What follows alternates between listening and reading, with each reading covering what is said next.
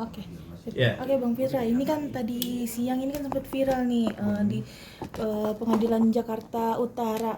Sempat viral videonya Bang Rasman sempat ricu di ruang pengadilan bersama dengan Bang Hotman. Gimana nih Abang melihat dari cuplikan Oke. video tersebut yang beredar?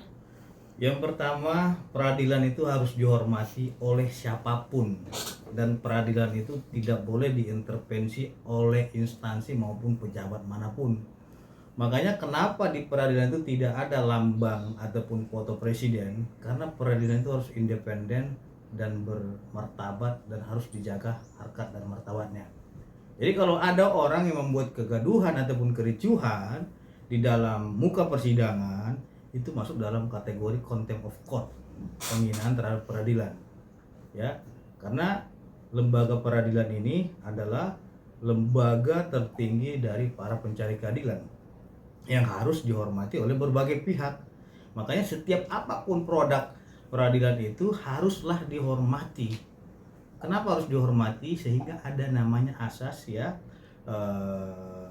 res judicata pro veritate habetur, yang artinya apa yang diputus oleh hakim itu haruslah dianggap benar. Jadi produk yang mereka keluarkan itu, walaupun umpamanya kita tidak suka ataupun kita tidak senang dengan kebijakannya, itu harus dihormati, harus dihargai, gitu. Apalagi ini adalah di muka persidangan tadi disampaikan oleh Adinda.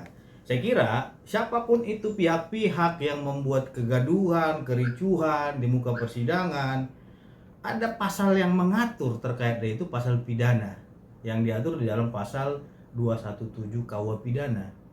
Barang siapa dengan membuat kegaduhan ataupun keributan di muka persidangan maka dapat diancam pidana. Nah, selain itu juga ya, apabila memang yang membuat kegaduhan itu adalah seorang advokat ya, tentu harus dilandasi dengan dasar kode etik advokat. Ya, kode etik advokat mengatur bahwasannya setiap advokat itu harus menjaga marwah profesi. Jangan nanti terkesan profesi advokat ini seolah-olah seperti preman di muka persidangan. Ada hal-hal yang memang dilakukan apabila memang kita keberatan terhadap dengan kebijakan yang dilakukan oleh majelis hakim. Contohnya apa? Laporkan ke Komisi Yudisial. Kalau memang ada dugaan perbuatan yang memang melawan hukum ataupun terkait dengan suap ya, dicurigai, laporkan ke KPK. Bukan malah kita adu otot-ototan gitu. Nah, ini yang menjadi persoalan. Maka saya bilang, kalau melakukan keributan, kegaduhan di tengah persidangan itu yang konteksnya itu merendahkan martabat hakim, saya kira itu adalah pelanggaran kode etik advokat gitu loh. Dan memang organisasi advokat wajib memeriksa seorang advokat yang membuat kegaduhan tersebut, apa tujuannya gitu loh. Kalau hanya ribut terkait dengan pembelaan ya saya kira itu nggak ada masalah. Tapi kalau memang dia sudah merendahkan harkat dan martabat hakim, nah ini yang menjadi persoalan. Itu masuk dalam kategori contempt of court ya, penghinaan terhadap peradilan seperti itu. Oke. Perintah majelis hakim berhak untuk mengeluarkan itu. Kalau memang hakim sudah menegur dan yang bersangkutan yang ditegur itu tidak mengindahkan peringatan daripada hakim, itu harus diambil tindakan tegas oleh majelis hakim agar tidak terjadinya hal-hal yang tidak diinginkan terjadi di muka persidangan. Apalagi katanya Adinda tadi ingin memukul. Saya kira itu bukanlah suatu tindakan yang terpuji ya. Apapun itu emosinya, bagaimanapun marahnya kita, kalau memang ada hal-hal yang ingin memukul seperti Adinda tadi itu, saya kira itu tidak tepat dilakukan di muka persidangan. Karena di muka persidangan ini adalah adu keilmuan, bukan adu otot, bukan juga adu kekerasan gitu, tapi adu keilmuan, adu pemikiran, dan adu argumentasi hukum gitu. Nah, maka dari itu saya kira semua pihak harus menghormati setiap peradilan kita, harus menghormati lembaga negara resmi yang mengadili masalah hukum di negara Republik Indonesia ini, agar kita bisa menjaga wibawa, harkat, dan martabat penegakan hukum kita seperti itu. Oke, oke Bang, selain adanya aksi pemukulan tersebut, dari tim kuasa hukumnya Bang Rasman sendiri sempat naik-naik di atas meja pada saat persidangan itu masuk dalam kategori pelanggaran berat juga nggak sih nih Kalau bagi dia di seorang dalam advokat?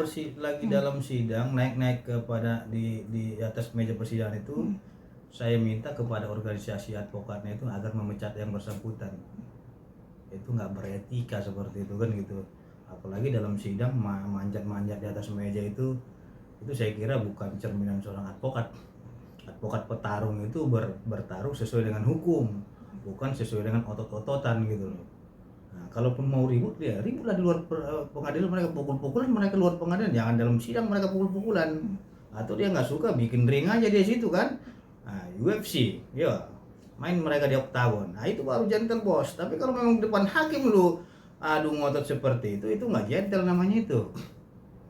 Ya kan? Kalau hakim ini kan menerima sajian yang kalian sajikan. Contohnya dari penuntut umum menjanjikan pembuktian, penasihat hukum membantah tuduhan penasihat penuntut umum. Tentu mereka nanti akan saling fight, itu hakim yang menilai sebagai jurinya. Gitu.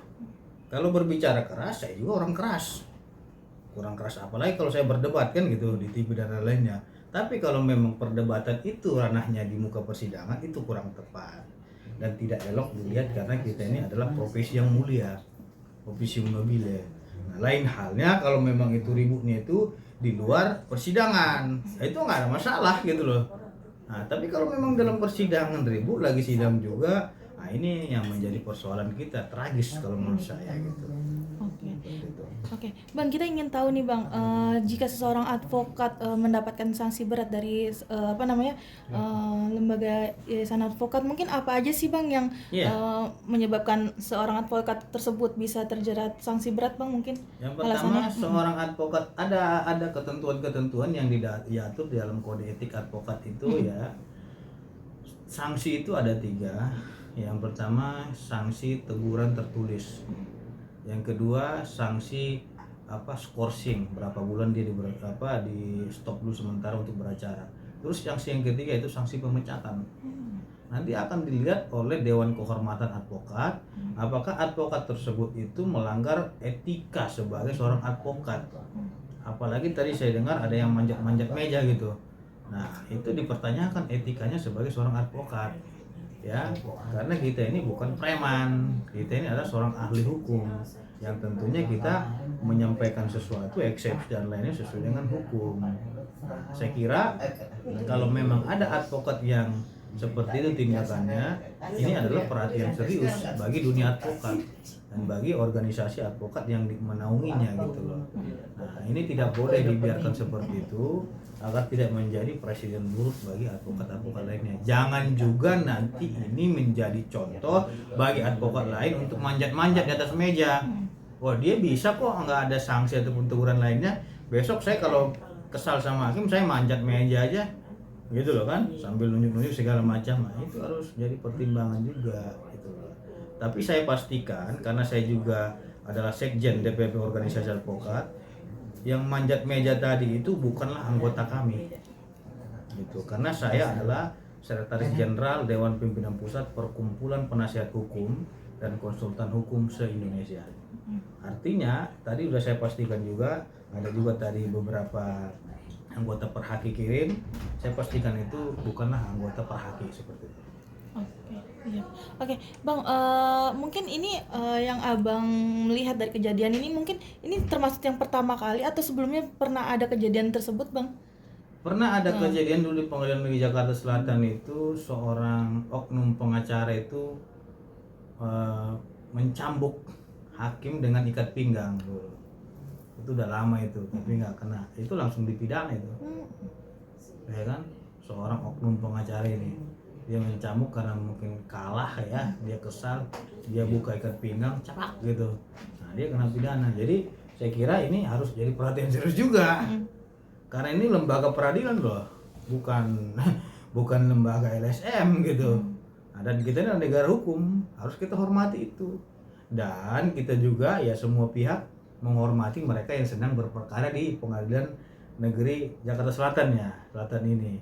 Karena seseorang itu sebelum diputus itu masih praduga, belum tentu bersalah.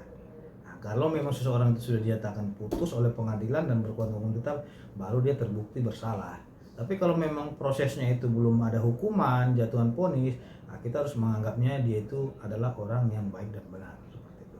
Oke, oke Bang, berarti untuk setiap oknum yang melakukan aksi tersebut bisa juga terancam KTA-nya dicabut dan pidana ya Bang ya? Iya, selain KTA-nya dicabut, ada ancaman pidana juga. Tinggal nanti kita lihat apakah Humas Pengadilan Negeri Jakarta Selatan itu memberikan respon seperti apa. Apakah Ketua Pengadilan Negeri Jakarta Selatan mengambil tindakan tegas atau tidak. Mohon maaf Bang, Utara. Utara ya, mohon maaf ya. Apakah Pengadilan Negeri Jakarta Utara ini mengambil tindakan tegas atau tidak. Nah, maka dari itu tentu ya kita harus bertanya kepada bidang humasnya Pengadilan Negeri Jakarta Utara, apakah terkait dengan apa tadi keributan yang Adinda sampaikan itu melukai harkat dan martabat seorang hakim ataupun martabat profesi kehakiman gitu, seperti itu. Oke, oke Bang, mungkin yang terakhir Bang, ada nggak sih pesan dari Abang nih untuk para advokat di luar sana Bang, agar tidak terjadinya insiden kembali seperti yang tadi sempat viral Oke, Bang? pesan saya kepada advokat, khususnya kepada seluruh anggota Perkumpulan Penasihat dan Konsultan Hukum Indonesia dari Sabang sampai Merauke. Bertepatan saya adalah orang nomor 2 di organisasi advokat ya. Saya minta kepada rekan-rekan advokat Perhaki khususnya ya dan teman-teman lainnya agar menghormati lembaga peradilan kita. Apabila memang ada yang tidak pas dilakukan oleh seorang hakim ataupun pejabat kepengadilan ya, tentunya silakanlah tempuh melalui jalur hukum yang ada kepada lembaga-lembaga hukum yang ada seperti Komisi Yudisial, Badan Pengawas Mahkamah Agung Republik Indonesia, atau bicara lebih kerasnya lagi kalau ada dugaan gratifikasi ke Komisi Pemberantasan Korupsi, kan gitu. Nah, saya kira semua itu sudah ada yang menaunginya dan menampungnya. Jangan main hakim sendiri, karena kita bukanlah hakim. Hakim itu adalah mereka yang bertugas di pengadilan yang mengadili perkara. Jadi kepada advokat juga ya, marilah kita saling menghargai dan menjaga sesama rekan sejawat ya. Apapun itu ya, penghormatan terhadap peradilan dan sesama advokat itu adalah salah satu tugas daripada seorang advokat yang menjalankan officium nobile. Gitu. Oke.